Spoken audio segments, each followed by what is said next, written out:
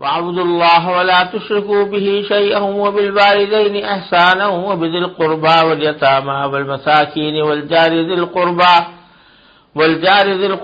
وَالْجَارِ الْجُنُبِ وَالصَّاحِبِ بِالْجَنبِ وَابْنِ السَّبِيلِ وَمَا مَلَكَتْ أَيْمَانُكُمْ إِنَّ اللَّهَ لَا يُحِبُّ مَن كَانَ مُخْتَالًا فَخُورًا۔ اور اللہ کی عبادت کرو اور اس کے ساتھ کسی کو شریک نہ ٹھہراؤ، اور والدین کے ساتھ اچھا سلوک کرو، نیز رشتہ داروں، یتیموں، مسکینوں، قریب والے پڑوسی اور دور والے پڑوسی، اور ساتھ بیٹھے یا ساتھ کھڑے ہوئے شخص اور راہگیر کے ساتھ اور اپنے غلام باندیوں کے ساتھ بھی اچھا برتاؤ رکھو۔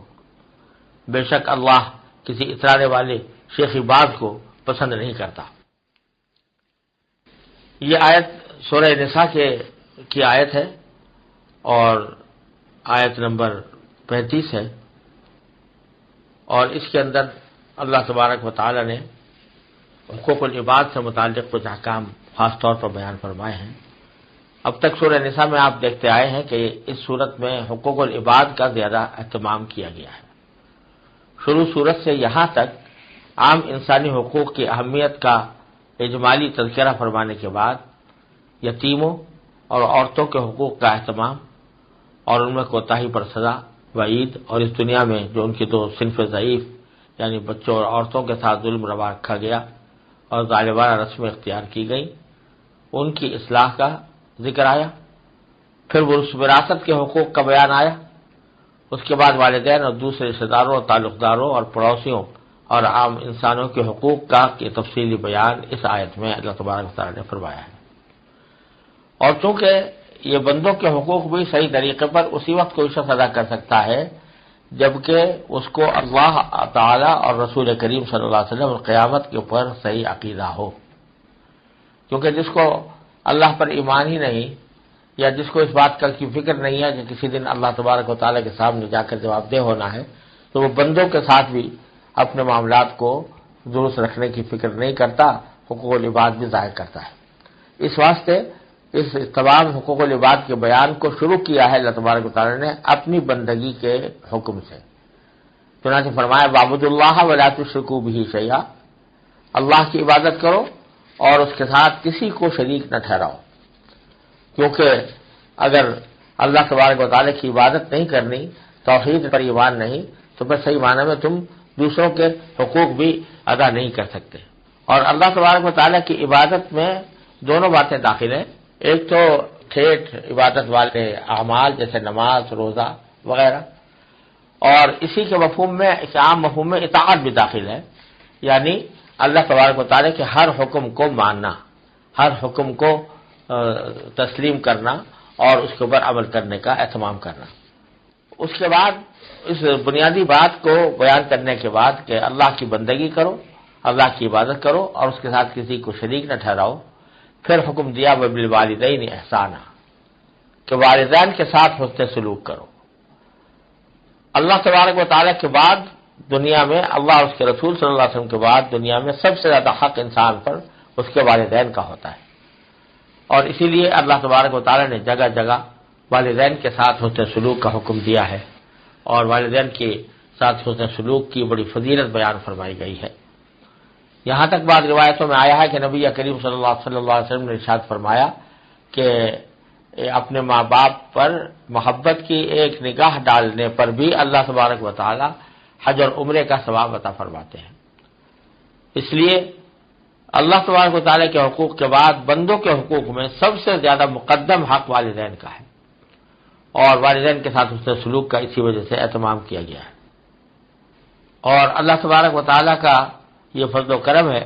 کہ اس نے والدین کو انسان کی تربیت کا، اس کی پرورش کا ایک ذریعہ بنایا ہے، تو اس واسطے ان کے حقوق بھی بہت زیادہ رکھے ہیں، اور اس کی مزید تفصیل اللہ تعالیٰ نے سورہ بنی اسرائیل میں بیان فرمائی ہے کہ والدین کا حق یہ ہے کہ اگر بالفرض وہ بڑھاپے کو پہنچ گئے ہوں، اور بڑھاپے میں عام طور پر ایسا ہو جاتا ہے کہ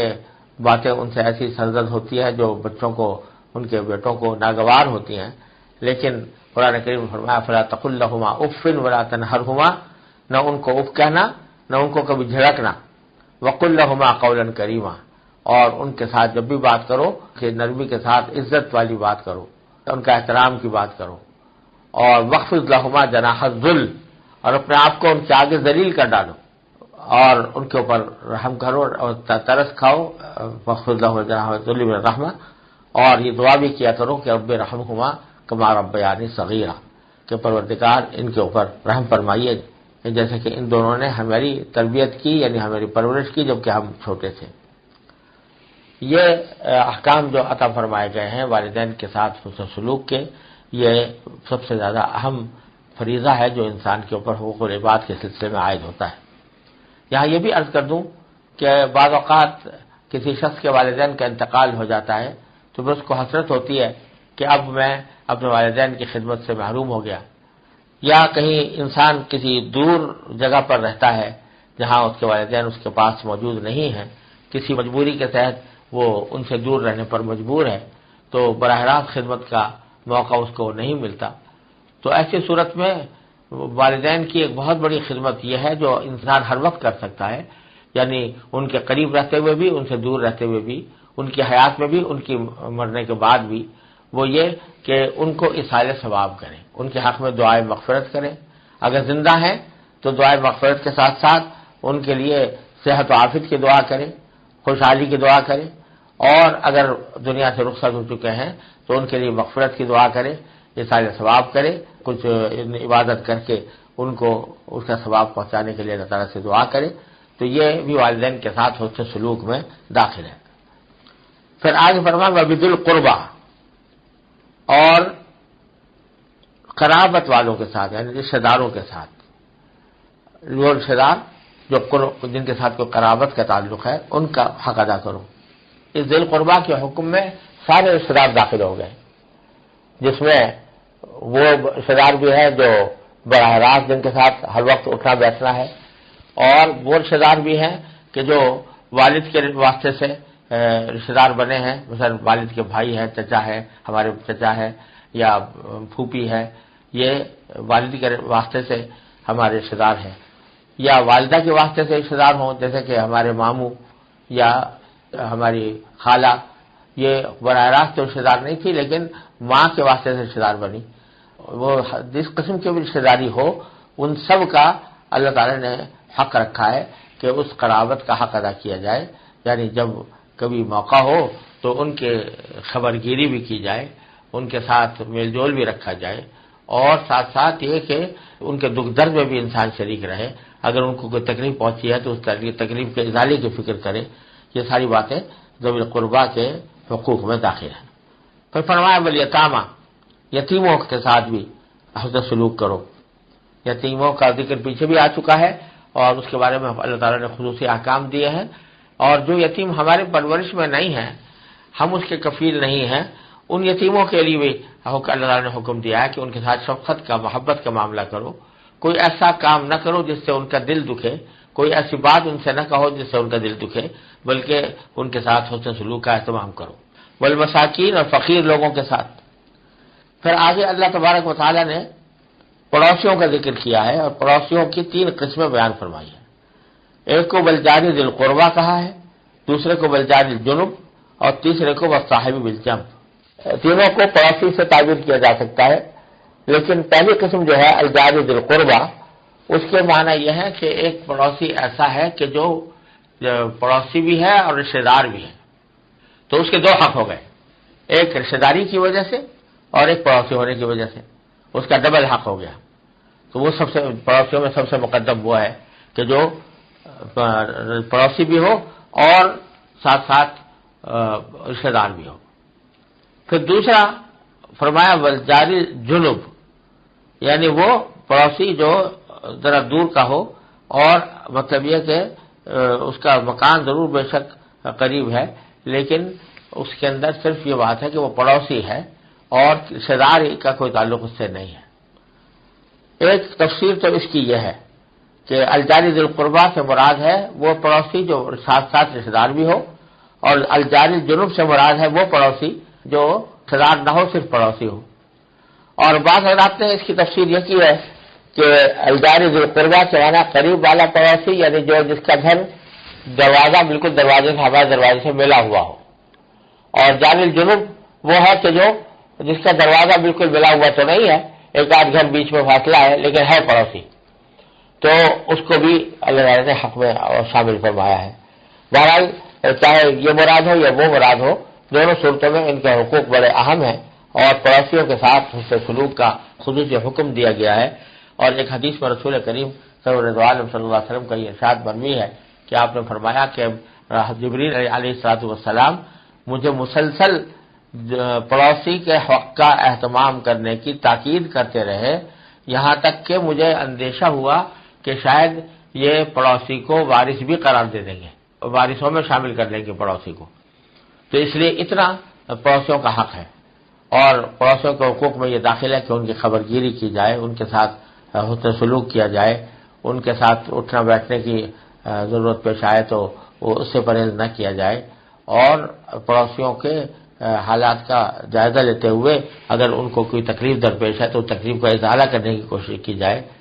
یہ ساری باتیں پڑوسیوں کے حقوق میں داخل ہیں۔ تیسری قسم جس کا ذکر کیا گیا ہے اور وہ بڑی ہی نازک بات ہے،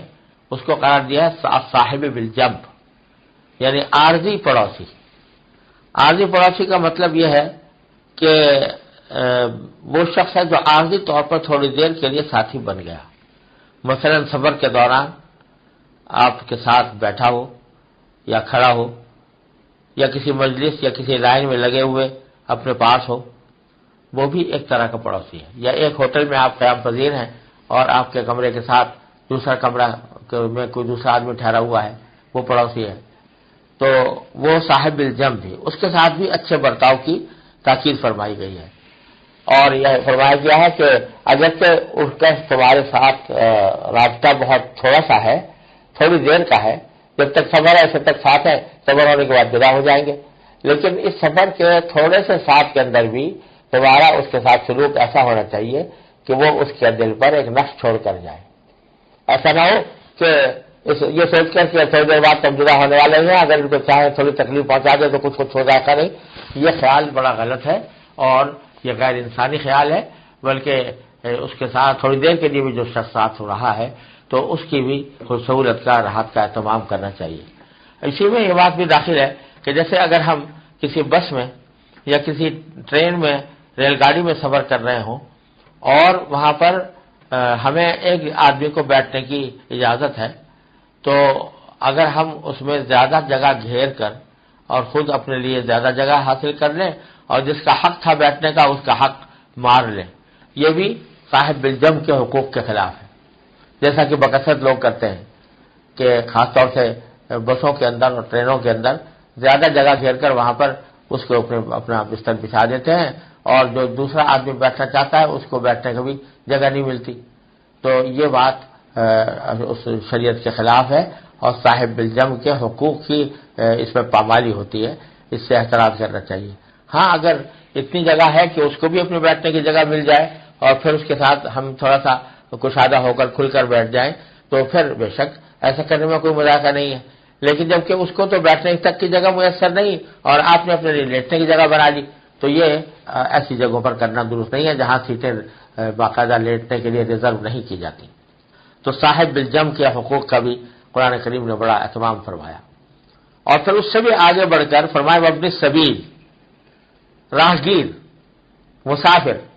یعنی اگرچہ وہ سفر میں آپ کے ساتھ نہیں ہے، آپ نے اس کے ساتھ کوئی راستہ طے نہیں کرنا، لیکن وہ سامنے سے گزر گیا، آپ کے ابن السبیل ہے، سامنے سے گزر گیا، یا مسافر ہے اور مسافر ہونے کی وجہ سے آپ کا اس سے سامنا ہو گیا، تو اس کے بھی کچھ حقوق ہیں۔ اس کے حقوق یہ ہیں مثلا کہ اگر وہ راستہ پوچھنا چاہے تو آپ اس کو راستہ بتائیں، صحیح راستہ بتائیں، اس کی مدد کریں، اگر وہ کسی غلط راستے پر چل پڑا ہے تو آپ اس کو بتائیں کہ صحیح راستہ یہ ہے، یا اگر وہ خیال ہے کہ یہ کسی ایسی جگہ سے گزر رہا ہے کہ یہاں پر ان کو پتہ نہیں چلے گا، ٹھوکر کھا کے گر جائے گا، تو ان کو بتا دینا کہ آگے ایسی جگہ ہے، آپ اپنے آپ کو اس ٹھوکر سے بچائیں، یا اور کسی طرح کی تکلیف پہنچنے والی ہو تو اس تکلیف سے ان کو بچانے کا اقدام وہ بھی اس کے حقوق میں داخل ہے۔ پھر فرمایا وما ملکت ایمانکم، اور تمہارے غلام باندیاں جو تمہارے ہاتھوں کی ملکیت ہیں۔ یہ غلام باندیاں اس وقت جس زمانے میں قرآن نازل ہو رہا ہے اس زمانے میں غلام باندیوں کا عام چلن تھا، ساری دنیا میں غلام باندی ہوتے تھے۔ اسلام نے بھی غلام باندی کے سسٹم کو فوراً ختم نہیں کیا بلکہ اس کو باقی رکھا، کیونکہ اس وقت اس کا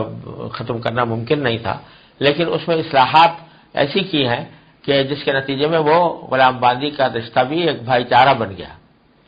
چنانچہ خود رسول کریم صلی اللہ علیہ وسلم کا ارشاد ہے کہ اخوانکم خولکم، تمہارے بھائی ہیں جن کو اللہ نے تمہارا غلام یا باندی بنا دیا ہے، تمہاری بھائی بہنیں ہیں جن کو بنا دیا ہے۔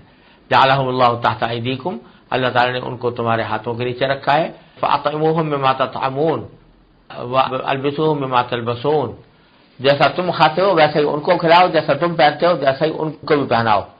اور ان کو کوئی ایسی بات کا مکلف نہ کرو جو ان کی طاقت سے باہر ہو، اور اگر کوئی مشکل کام ان کے سبب کیا تو ان کے ساتھ ان کی مدد بھی کرو۔ یہ سب تفصیل نبی کریم صلی اللہ علیہ وسلم نے بیان فرمائی ہے غلام باندیوں کے ساتھ، اور جو اب الحمدللہ غلام باندی تو اب رہے نہیں، اور غلام باندی کا نظام اب جاری بھی نہیں رہا، اور نہ کوئی شرعی طور پر غلام باندی موجود ہے، لیکن آقا اور ملازم کا رشتہ تو اب بھی موجود ہے۔ یعنی کوئی شخص کسی کو مزدور رکھ لیتا ہے یا اپنے گھر پر کام کرنے کے لیے ملازم رکھ لیتا ہے تو اس کے ساتھ بھی حسن سلوک اسی آیت کے تحت واجب ہے، کیونکہ غلام باندی کے ساتھ اگر حسن سلوک کا حکم دیا گیا جو انسان کی ملکیت میں ہوتے ہیں، تو جو نوکر کہ جو انسان کی ملکیت میں نہیں ہے اس کے ساتھ تو حسن سلوک کا تو طریقہ اولا اہتمام کیا جانا ضروری ہوگا۔ اس واسطے اس آیت کے تحت ہمیں حکم یہ بھی دیا گیا ہے کہ ہمارے گھر میں جو لوگ کام کرتے ہیں یا ہمارے دفتروں میں جو ملازم ہیں یا ہمارے ماتحت ہیں ان کے ساتھ حسن سلوک کریں۔ یہ نہیں کہ افسر بن گئے تو افسر بننے کے نتیجے میں ان کے ساتھ تحقیر آمیز رویہ اختیار کر لیا، ان کے ساتھ ان کی تذلیل کی یا ان کو کوئی دکھ دیا، یہ ساری باتیں اسلام کی تعلیمات کے خلاف ہیں، اس کے بجائے ان کے ساتھ حسن سلوک کرنے کا حکم ہے۔ پھر اللہ تعالیٰ نے فرمایا آگے ان اللہ لا يحب من كان مختالا فخورا، اللہ تبارک و تعالی بے شک کسی اترانے والے شیخی باز کو پسند نہیں کرتا۔ مختال کے معنی ہے اترانے والا، اور فخور کے معنی ہے اپنی شیخیاں بگاڑنے والا۔ یہ در حقیقت ایک بڑے مرض کی نشاندہی کر دی ہے کہ اکثر اوقات یہ جو حقوق العباد ضائع ہوتے ہیں وہ بڑائی اور تکبر کی وجہ سے ضائع ہوتے ہیں۔ انسان اپنے آپ کو بڑا سمجھنے لگتا ہے، اس کے دل میں تکبر آ جاتا ہے، دوسروں کی حقارت آ جاتی ہے، اس کے نتیجے میں یہ دوسرے لوگوں کے حقوق پامال کرتا ہے۔ تو یہاں صاف صاف اللہ تعالیٰ نے فرما دیا کہ جو شخص اس طرح کا اترانے والا ہو، تکبر کرنے والا ہو اور فخور ہو یعنی شیخی باز ہو، اللہ تبارک و تعالیٰ اس کو پسند نہیں کرتا، لہذا اپنے آپ کو اس یعنی تکبر کی برائی سے اپنے آپ کو بچانے کی کوشش کرو۔